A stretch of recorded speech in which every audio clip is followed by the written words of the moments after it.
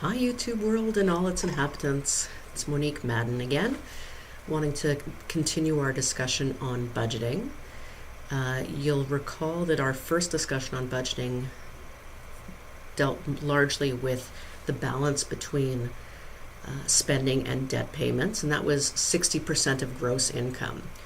There's a link at the end of this video to the first part of our discussion that really focuses on that piece. What we're going to be talking about today is the savings and taxes portion of the equation. So we all know we need to save, and most of the time the recommendation to save comes from investment advisors and our accountants and the personal priorities of wanting to set aside funds for the future and plan for a satisfying retirement or emergency fund, whatever the case may be. Now, the issue there is that most of the time, those who are recommending our saving strategies are basing that strategy on what we can afford. And once we set up that saving strategy, being $500 per month or $1,000 per month, we typically don't change it. And that's what's called saver's inertia. Whatever strategy we have in place, we continue for as long as that priority continues.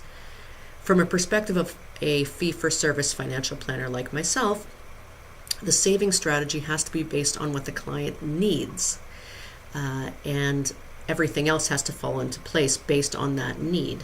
The need is directly affected, of course, by your goal. Do you want to retire early? Are you satisfied at work and retirement is not as high a priority? Or do you have certain retirement strategies in place through your workplace, be it a pension or a group RSP, that takes away some of the burden on you to save all for yourself? Whatever that diagnosed need is, it also has to be monitored because life changes. The upgrade of a home will prolong likely the mortgage that you have on that home. Or an illness could change the priority between saving for today and fulfilling the needs of higher nursing costs or medical costs. That could certainly change your plans for the future as well. So it's not only creating a saving strategy, but having that saving strategy be meaningful, meaning that it's going to achieve your goal, and have it be monitored. So my solution is to link savings and tax planning, because those two things, at least with respect to one savings program, I hope at this point well-known registered retirement savings plan, those two things are linked, because of course every dollar that you put into an RSP will reduce your taxable income.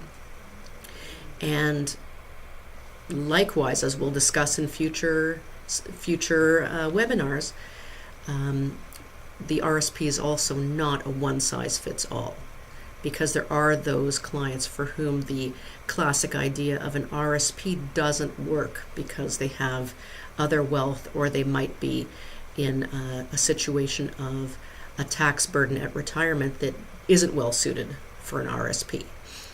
Whatever that strategy is, and that link between savings and planning, again, we can't get too comfortable with it. It has to be monitored, and it should be adjusted annually. But again, that's for a different discussion. Today we're going to look at, again, that interplay between savings and taxes, and I'm going to show you some examples. For those of you who watched the last seminar, this slide will be familiar. This is, again, the makeup of what you would want to allocate to various budgets based on your gross or pre-tax income. So again, 60%, the red area, should be targeting spending and debt payments. That was the topic of our last conversation. And then today, again, we're focusing on the 40%, which is taxes and savings. Now, why again are these two things linked? Because especially when it comes to the RSP, which is the savings strategy of choice for many Canadians, the more that you're saving, the less you're paying in taxes. So how do you determine and set up your savings strategy? Well, you calculate 40% of your gross or pre-tax income. You refer to your pay stub for the taxes that have been withheld by your employer, or if you're self-employed, you would refer to financial statements or ask your accountant. And then the difference between those two things is your target savings. For example, I used the government payroll website to simulate someone who earns about $100,000 per year, who's being paid monthly. That translates into about $8,333 per month, 40% of which is $3,333.20.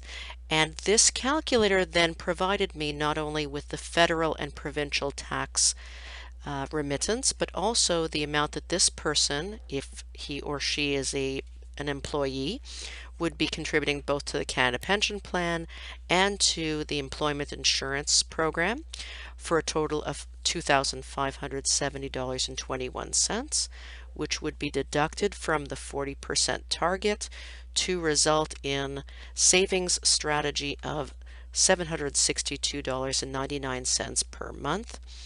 Now, I don't want to give away the farm, so I won't tell you where that money is going, but suffice it to say that for the vast majority of Canadians, they would be best served by setting that money to their registered retirement savings plan. Although, in future discussions, we're certainly going to talk about times when that is not the optimal strategy. And I'm looking forward to speaking to you again at that point.